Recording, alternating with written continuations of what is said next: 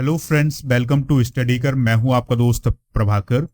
दोस्तों, आज हम डेली करंट अफेयर्स में 30 अक्टूबर के महत्वपूर्ण प्रश्नों को डिस्कस करेंगे। ये लेक्चर आपके एग्जाम के लिए बहुत ही इंपॉर्टेंट है, तो आप इसे लास्ट तक देखिएगा। और दोस्तों, अगर आपको इस वीडियो से कुछ भी नॉलेज प्राप्त होता है तो आप इसे लाइक कर दें, शेयर कर दें सभी दोस्तों को सभी सोशल मीडिया प्लेटफॉर्म पर। चैनल पर नए हैं तो चैनल को सब्सक्राइब भी कर लें और बेल आइकन दबा लें, जिससे आपको समय पर सबसे पहले नोटिफिकेशन मिल सकेगा। पहला क्वेश्चन है, अंतर्राष्ट्रीय इंटरनेट दिवस 2022 कब मनाया गया है? तो 29 अक्टूबर को मनाया गया है। तो अंतर्राष्ट्रीय इंटरनेट दिवस जो है हर साल 29 अक्टूबर को मनाया जाता है। 2005 से यह दिवस मनाया जा रहा है। इंटरनेट को पहले क्या कहा जाता था दोस्तों? तो एरपानेट कहा जाता था। एरपानेट का मतलब है advance research project agency network के नाम से इंटरनेट को जाना जाता था। पूरी दुनिया में 5.07 अरब लोग जो हैं इंटरनेट का इस्तेमाल करते हैं, जो पूरी दुनिया की कुल आबादी का 63.5% हिस्सा है। यानी पूरी दुनिया की जो आबादी है उसका 63.5% हिस्सा जो है वो इंटरनेट का यूज करता है। दोस्तों, पहला संदेश इलेक्ट्रॉनिक रूप से कब भेजा गया था? तो 29 अक्टूबर 1969 को भेजा गया था। चलिए फ्रेंड्स, हाल ही में मनाए गए कुछ प्रमुख दिवस डिस्कस करते हैं। 31 अक्टूबर को राष्ट्रीय एकता दिवस मनाया जाएगा। 30 अक्टूबर को विश्व बचत दिवस मनाया जाएगा। 24 अक्टूबर को संयुक्त राष्ट्र दिवस मनाया गया है। 17 अक्टूबर को गरीबी उन्मूलन के लिए अंतर्राष्ट्रीय दिवस। 16 अक्टूबर को विश्व खाद्य दिवस। और इसके अलावा 14 अक्टूबर को विश्व मानक दिवस यानी वर्ल्ड स्टैंडर्ड्स डे मनाया गया है। और 13 अक्टूबर को राष्ट्रीय आपदा न्यूनीकरण के लिए संयुक्त राष्ट्र अंतर्राष्ट्रीय दिवस मनाया गया है। अगला प्रश्न देखते हैं, इंपॉर्टेंट है।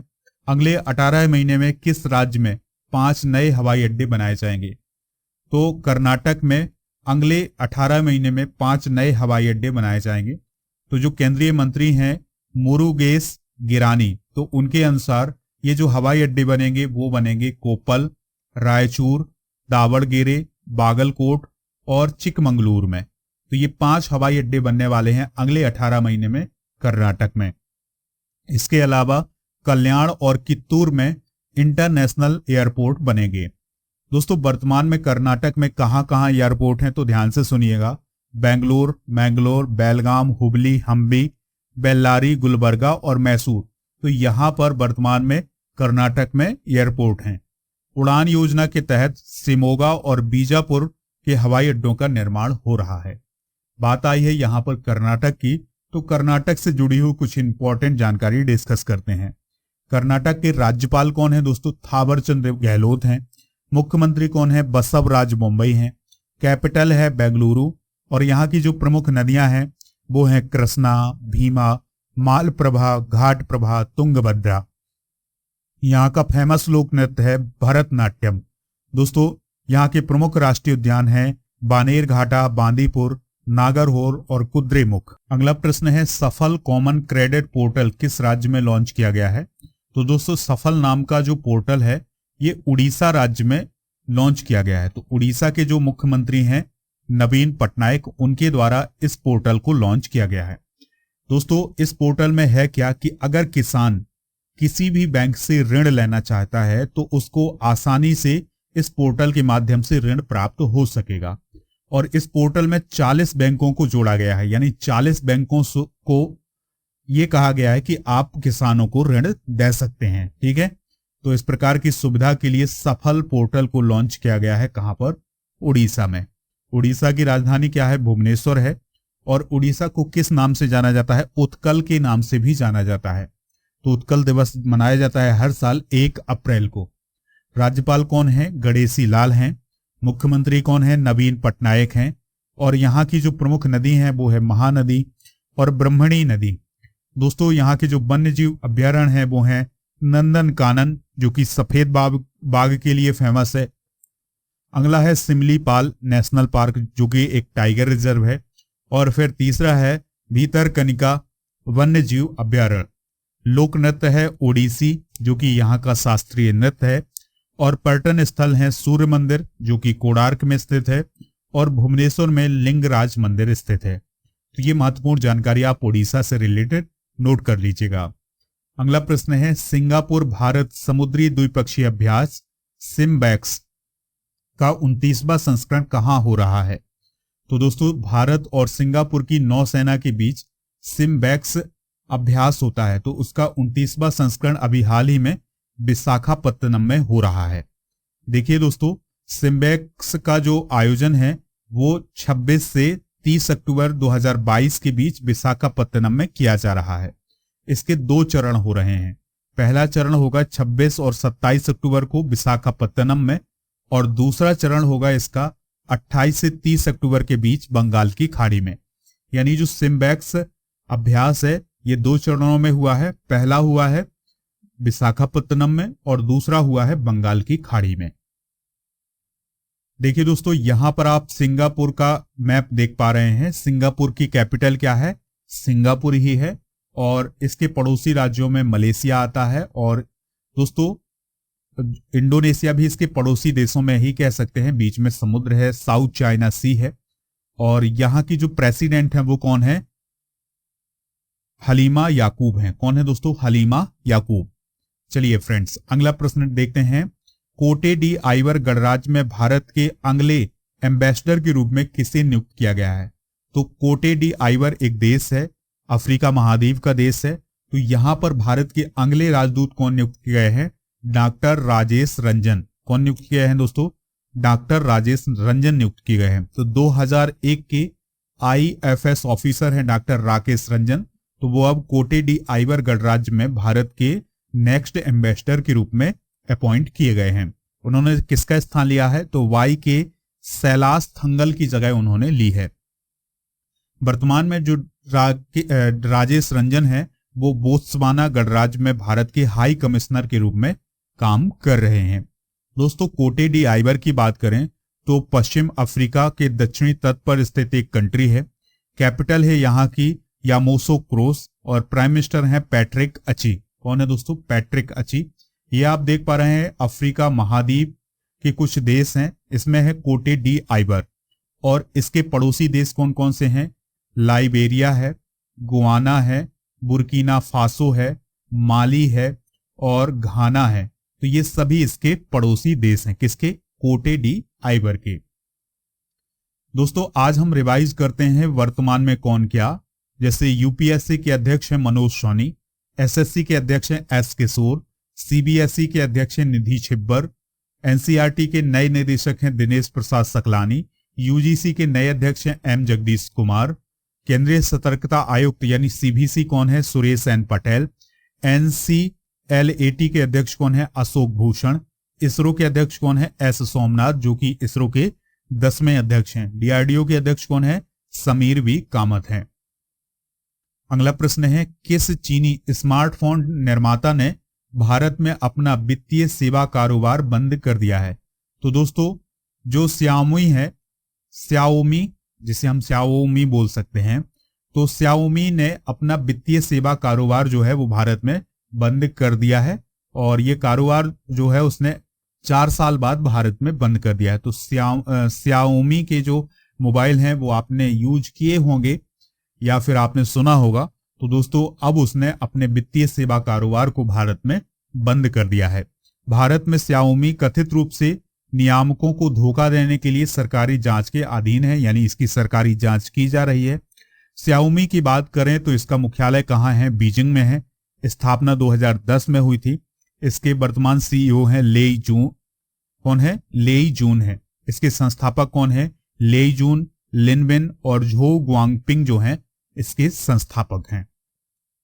अगला प्रश्न है, किस देश में पहले आसियान भारत स्टार्टअप महोत्सव का उद्घाटन अक्टूबर 2022 में किया गया था? तो इसका आयोजन इंडोनेशिया में किया गया है। तो आसियान भारत स्टार्टअप महोत्सव जो है वो कहां पर हुआ है?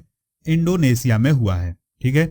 तो विज्ञान और प्रौद्योगिकी विभाग के सचिव हैं डॉक्टर श्रीवीरी चंद्रशेखर। तो उन्होंने 27 अक्टूबर 2022 को इंडोनेशिया के बोगोर में पहले आसियान भारत स्टार्टअप महोत्सव का उद्घाटन किया।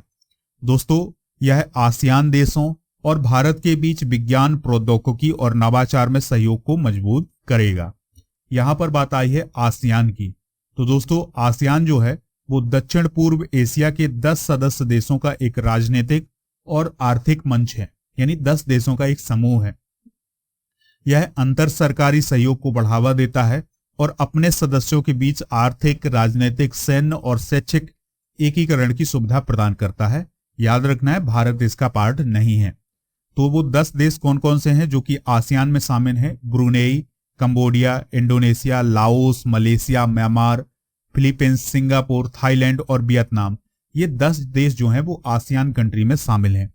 मुख्यालय कहाँ है? जकार्ता में है। महासचिव कौन है? लिम जाक हुई। अगला प्रश्न है, केंद्रीय ग्रामीण विकास राज्य मंत्री फग्गन सिंह कुलस्ते ने किस शहर में सरस फूड फेस्टिवल 2022 का उद्घाटन किया है? तो इसका उद्घाटन किया गया है नई दिल्ली में। कहां पर किया गया है? नई दिल्ली में। तो 28 अक्टूबर को केंद्रीय ग्रामीण और विकास राज्य मंत्री कौन है? फग्गन सिंह कुलस्ते, जो कि मध्य प्रदेश से आते हैं। तो उन्होंने नई दिल्ली में सरस फूड फेस्टिवल 2022 का उद्घाटन किया है। 28 अक्टूबर से 10 नवंबर तक इसका आयोजन ग्रामीण विकास मंत्रालय यानी केंद्रीय ग्रामीण विकास मंत्रालय के द्वारा किया जाएगा। इस आयोजन में 18 राज्यों के लगभग 150 महिला उद्यमी और स्व सहायता समूहों के सदस्य भाग ले रहे हैं। और दोस्तों, जो सरस फूड फेस्टिवल है ये महिला सशक्तिकरण की एक अनूठी मिसाल है, यानी इसे महिला सशक्तिकरण के लिए आयोजित किया गया है। देखिए दोस्तों, कुछ हाल ही में आयोजन किए गए हैं तो उनको डिस्कस करते हैं। केंद्रीय मंत्री हैं डॉक्टर जितेंद्र सिंह। तो उन्होंने 26 सितंबर 2022 को तकनीकी सफलताओं और नवाचारों को प्रदर्शित करने के लिए 1 वीक 1 लैब थीम पर आधारित अभियान की घोषणा की थी। इसके अलावा केंद्रीय शिक्षा मंत्री हैं धर्मेंद्र प्रधान। तो उन्होंने स्केल ऐप को अभी हाल ही में 20 सितंबर को लॉन्च किया था। केंद्रीय वस्त्र राज्य मंत्री हैं दर्शन जरदोश। तो उन्होंने नई दिल्ली में सिल्क मार्क एक्सपो का उद्घाटन किया था। सूचना और प्रसारण मंत्री हैं कौन? अनुराग ठाकुर। तो उनके द्वारा 24 अगस्त 2022 को भारत के स्वतंत्रता संग्राम पर आधारित ऑनलाइन शैक्षिक खेलों की एक श्रृंखला आजादी क्विस्ट का शुभारंभ किया था। तो ये कुछ महत्वपूर्ण बातें हैं, इनको आप नोट करिएगा। अगला प्रश्न है, किस दिन विश्व स्ट्रोक दिवस के रूप में मनाया जाता है? तो दोस्तों, विश्व स्ट्रोक दिवस जो है वो 29 अक्टूबर को मनाया जाता है। स्ट्रोक की गंभीर प्रकृति और उच्च दर पर जोर देने के लिए, यानी स्ट्रोक के बारे में लोगों को अवेयर करने के लिए विश्व स्ट्रोक दिवस मनाया जाता है। इसकी शुरुआत 2006 से हुई थी। तो दोस्तों, प्राइम मिनिस्टर मोदी किस राज्य में भारतीय वायुसेना के लिए C-295 MW विमान के निर्माण की परियोजना की आधारशिला रखेंगे? तो वो रखेंगे दोस्तों कहां पर? गुजरात में। तो प्राइम मिनिस्टर 30 अक्टूबर 2022 को गुजरात के बड़ोदरा में भारतीय वायुसेना के लिए C-295 MW परिवहन निर्माण परियोजना की आधारशिला रखेंगे, यानी कि जो गुजरात का बड़ोदरा है वहां पर इस विमान का निर्माण किया जाएगा। और इस तरह की पहली परियोजना है जिसमें एक निजी कंपनी के द्वारा भारत में एक सैन्य विमान का निर्माण किया जा रहा है। देखिए दोस्तों, ये जो विमान है इसका उपयोग सेना के लिए किया जाता है और एक स्थान से दूसरे स्थान तक रसद पहुंचाने के लिए इसका उपयोग किया जाता है। दोस्तों, इसका उपयोग नागरिक उद्देश्यों के लिए भी किया जा सकता है, यानी कि कभी कोई कहीं पर नागरिक फंसे हो तो उनको लाना ले जाना, ये काम भी इस विमान में हो सकता है बहुत ही आसानी से। और वैसे तो ये जो एयरफोर्स है इसका यूज करती है। ये थे आज के महत्वपूर्ण क्वेश्चन। दोस्तों, अब आपसे एक क्वेश्चन पूछा जा रहा है जिसका आंसर आपको कमेंट बॉक्स में देना है। भरतनाट्यम किस राज्य का लोक नृत्य है? तो आप इसका राइट आंसर आप कमेंट बॉक्स में बताइएगा। कर्नाटक, केरल, तमिलनाडु या मिजोरम, जो भी इसका राइट आंसर हो कमेंट बॉक्स में जरूर बताइएगा। दोस्तों, अगर आप इस पीडीएफ को प्राप्त करना चाहते हैं, यानी इस वीडियो का पीडीएफ प्राप्त करना चाहते हैं, तो वो हमारे ऐप पर मिल जाएगा। ऐप का लिंक जो है वो डिस्क्रिप्शन बॉक्स में दिया गया है, तो वहां से डाउनलोड कर सकते हैं। और हमारे ऐप पर मंथली करंट अफेयर्स और जो भी महत्वपूर्ण पीडीएफ है वो सभी उपलब्ध हैं, तो वहां से डाउनलोड कर सकते हैं। लेक्चर पसंद आया हो तो इसे लाइक और शेयर जरूर करें। जय हिंद, वंदे मातरम।